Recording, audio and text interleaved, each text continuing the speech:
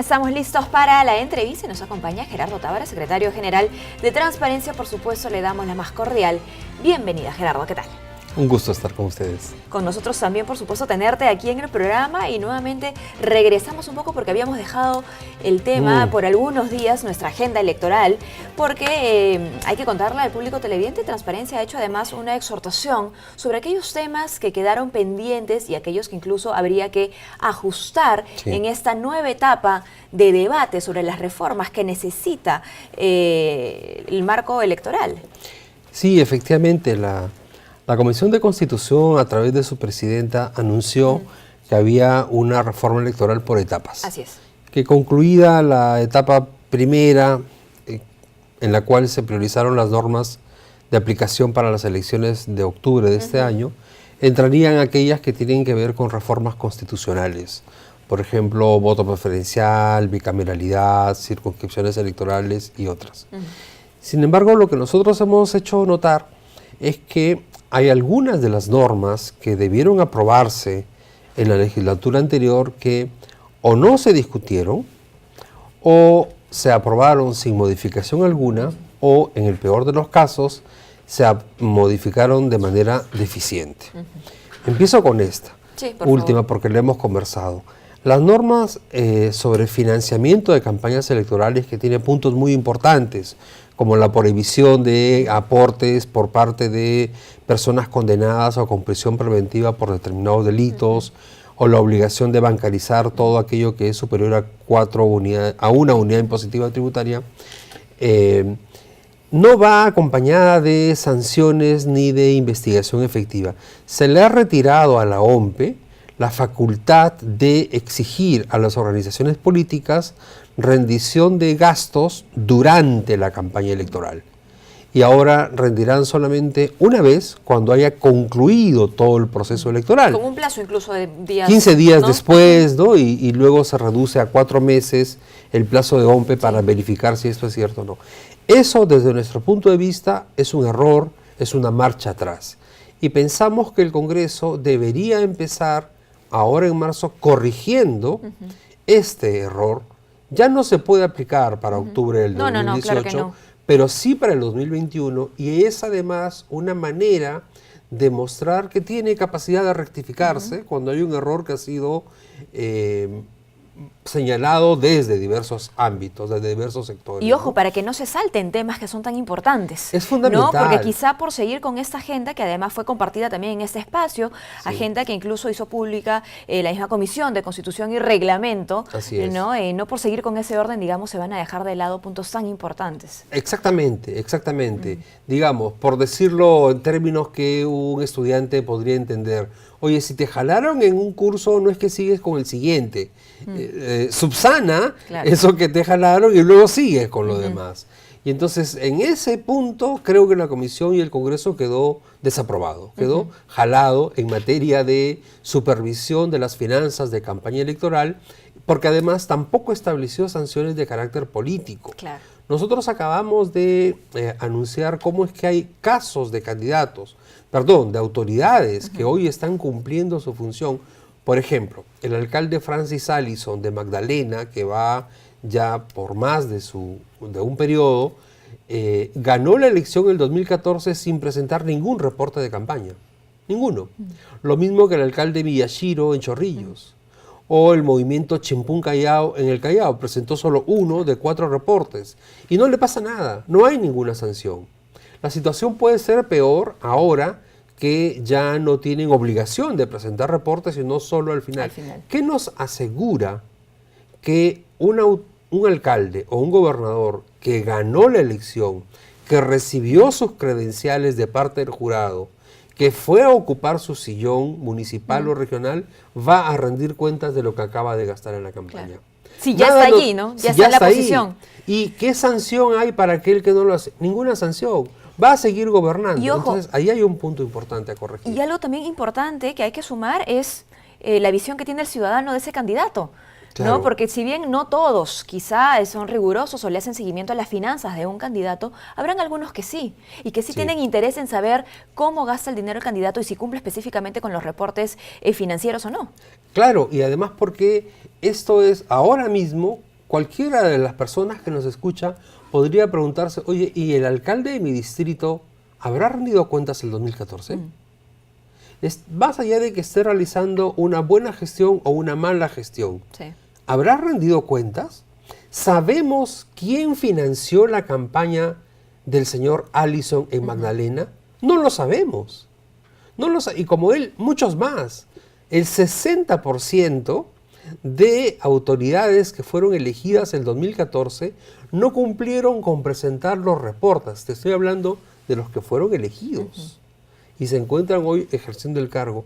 No sabemos de dónde obtuvieron el dinero para sus campañas ni cuánto fue lo que gastaron en esas campañas electorales.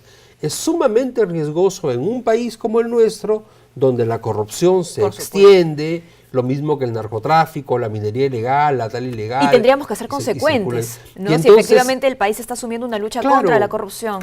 Claro, la reforma electoral tiene que asumir la lucha contra la corrupción como uno de sus objetivos fundamentales. Entonces, allí hay algo, perdón, que desde nuestro punto de vista el Congreso tiene que enmendar, tiene que corregir, se equivocó al tomar esta decisión, esperemos que inicien con un debate para corregir esta situación. ¿No? Y así como una de las líneas que se ha trazado en nuestro país es la lucha anticorrupción, está también el fortalecimiento de nuestra democracia. Y eso, por supuesto, enfocado, asociado a una reforma político-electoral. Y con esto quiero empezar el debate, la discusión sobre el voto preferencial, porque este tema sí ha sido puesto en lista, me parece, para estas siguientes etapas de debate al interior de la Comisión de Constitución. Y bueno, no solo el voto preferencial, la eliminación del voto preferencial, entendiendo en principio qué significa, cómo está funcionando desde los últimos años. Sí, fíjate, el voto preferencial ha generado algunas ventajas y un conjunto de,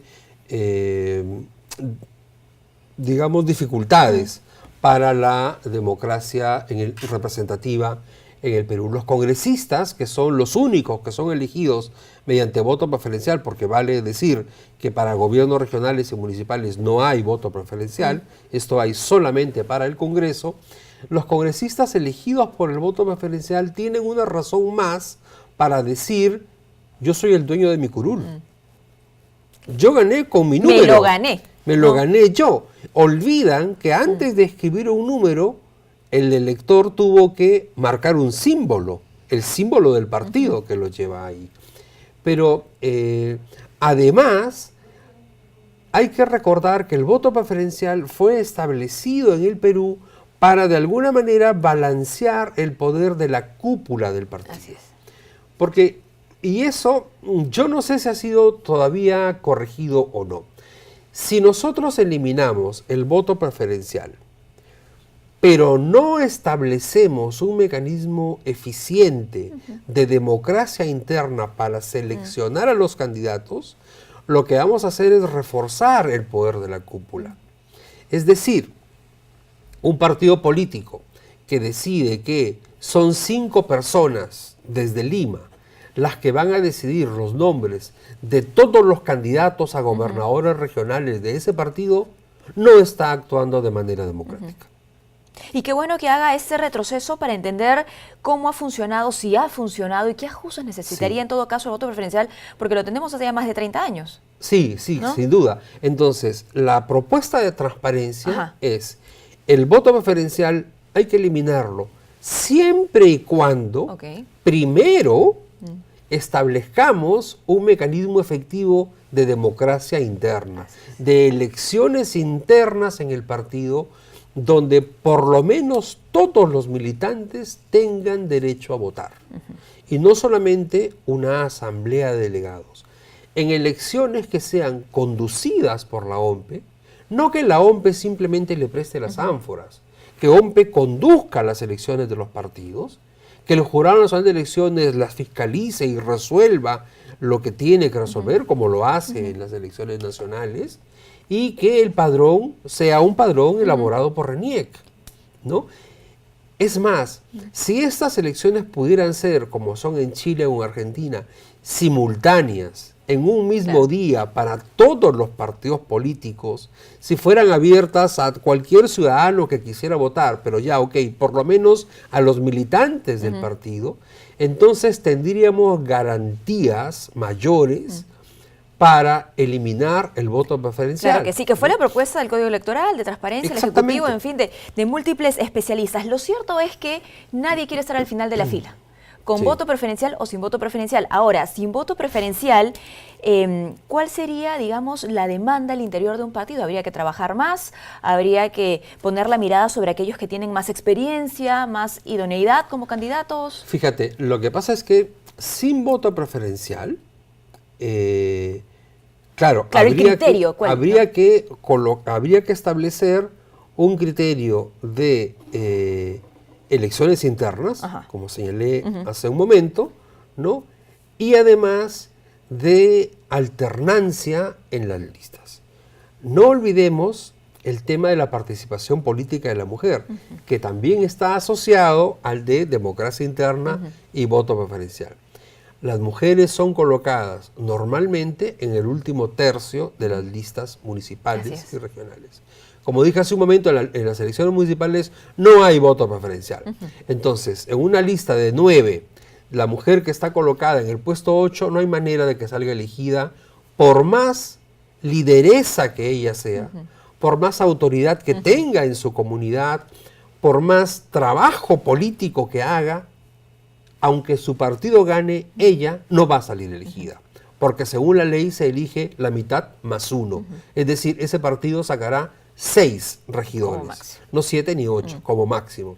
Entonces, allí importa mucho el lugar donde está colocada. Por eso es que decimos que otro de los temas que se les quedó en el tintero, y no sabemos por qué.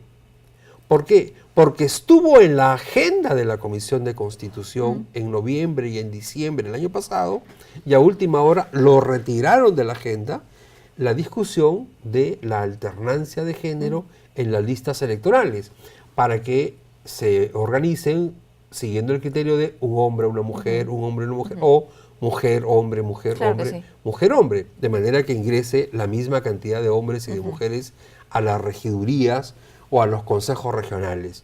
De manera que este es un tema que también va vinculado, que son los temas que tienen que ver con cuán representativos son las organizaciones políticas, los partidos, los movimientos. ¿Qué es lo que esperan los ciudadanos, ¿no? Además, en esa conversación entendemos que un tema jamás va a estar aislado de otro. Todo se conecta y lamentablemente esta conexión está en espera desde hace varios años, porque ya, bueno, podríamos retroceder hasta 10 años incluso, pero en el 2015, si queremos ir hace poco nada más, Pedro Pablo Kuczynski, antes de ser presidente, decía lo siguiente sobre el voto preferencial. Esta medida pondría disciplina en los partidos, no obstante, reconoció que era una propuesta controversial, por lo que no ha logrado generar consenso. Ya en ese año decían, no, hay que hacerlo con más calma, no, ahorita para las elecciones del 2016 no, decían para el 2021. Entonces, ya estamos en ese tramo en el que habría que tomar la decisión. Habría que tomar la decisión y efectivamente va a ser para el 2021, si es que se logra definir, pero yo creo que hay que discutirlo asociado a los temas que te acabo de señalar, asociado al tema de democracia interna. De los beneficios, ¿no? Y al tema de alternancia en las listas. Porque si discutimos solo, aislado, la eliminación del voto preferencial, estaremos fortaleciendo el poder de las cúpulas y generaremos que haya una mayor distancia de las bases, de los militantes, de los simpatizantes con los dirigentes del partido político. Y regresamos a hace 30 años. Imagina, Mirta, ¿no? Que tú fueses una activa militante de un partido político en Puno, y resulta que para elegir al candidato a gobernador regional de Puno de tu partido, se reúnen en Lima y en Lima lo deciden. ¿Por qué no lo deciden los activistas de Puno? Claro que sí. Si son los que van a hacer la campaña. Yo soy de Piura. ¿Por qué no lo eligen los de Piura? ¿Por qué tienen que ser 5 personas en Lima los que lo decidan? Eso es algo que el militante no logra, digamos, lo entiende, pero no lo pasa, por decirlo de alguna manera, ¿no? En la actualidad, ¿cuáles son los criterios para que personas tengan los primeros números en las listas de candidatos, ¿no? ¿Por qué le consulto esto, Gerardo? Porque, claro, para el ciudadano es a veces tan sencillo como el que tiene más dinero está allí. En muchos casos es así. No. En muchos casos ocurre que se busca, en muchos casos sin duda se busca al militante tradicional, al histórico, al líder histórico del partido en esa zona, etcétera. En otros casos se busca el que tiene más arrastre, mayor liderazgo, mayor desarrollo profesional, pero también en muchos casos al que tiene el dinero suficiente para financiar su campaña electoral en su región y además aportar a la campaña del partido a nivel nacional. Ojo, son dos cosas, sí, ¿no? Lamentablemente ocurre eso. Hay que decirlo con las palabras tal cual. Ojalá lográramos superar esa situación. En la mayoría de casos, además, nosotros vamos a sacar pronto un informe, pero en la mayoría de casos, lo que utilizan las organizaciones políticas para decidir a los candidatos es esta modalidad de una asamblea de delegados y no la elección de todos los militantes, mucho menos la elección de militantes más no militantes, claro, que participen. Y donde se combinan muchos criterios que a la larga quizá no fortalecen nuestra democracia, ¿no? ¿Qué pasa cuando vemos en titulares y el mismo ciudadano se queja de un, no sé, legislador que está un día en un partido político y otro día en otro? Sí. O de pronto además, se queda sin bancada, ¿no? Fíjate, claro, has tocado un tema que es muy importante. Yo vengo ahora de una reunión con un grupo de directivos de ONGs de regiones, y claro, comentábamos con ellos, no más del 20% de los actuales congresistas pertenecen a los partidos políticos por los cuales postularon. No más, ¿no? La gran mayoría, salvo en el caso de los 5 congresistas del APRA y los 5 de Acción Popular, que son militantes de sus partidos, en todos los demás, la mayoría de congresistas que ingresaron no estaban inscritos en el partido. Eran invitados, simpatizantes, etc. Eso no fortalece la lealtad, la disciplina parlamentaria. Pasa lo mismo a nivel de elecciones regionales y municipales. Nosotros hemos visto, y se repite en cada elección, personas que lanzan su candidatura, anuncian su candidatura y le preguntan, ¿y con qué partido va a ir? Y dice, eso ya después lo vemos. O partidos que dicen, vamos a competir en esta elección. Muy bien, ¿y quién es su candidato? Estamos analizando. Hay de las dos cosas. Así es, hay una corresponsabilidad. Hay 23 partidos inscritos sin posibilidad de tener todos ellos un candidato potente, digamos, para ganar una elección, y hay muchas personas buscando algún partido que los lleve a la candidatura. Por eso es que nosotros hemos lanzado esta campaña desde Transparencia que se llama Decide Bien. Así es. Porque no es, ojo, no se llama Vota Bien. La única decisión que hay que tomar en las elecciones no es votar. Hay muchas decisiones antes de decidir por quién votar. Hay que hacer la tarea. Hay que decidir si postulas o no postulas. Hay que decidir si apoyas una campaña o apoyas otra. Hay que decidir si financias o no financias a una determinada candidatura, si le haces propaganda o no le haces propaganda. Es decir, hay un conjunto de decisiones que tenemos que ir tomando durante todo este tiempo hasta llegar al 7 de octubre, que es el día de las elecciones.